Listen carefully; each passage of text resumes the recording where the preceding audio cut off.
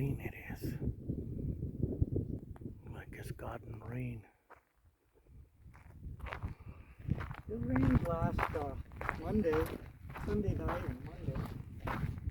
I think I had rain a couple of nights ago at the house. But this, the Sandias in Jemez Mountain is really green. If you go to Pickles or even the Santa Fe Mountain, it's totally dry. It's not getting Pickles is dry. Santa Fe is dry. Pickles is horrible. Wow. I mean, It's greener here then. it is greener in Sandia, and it is way greener in Jemez.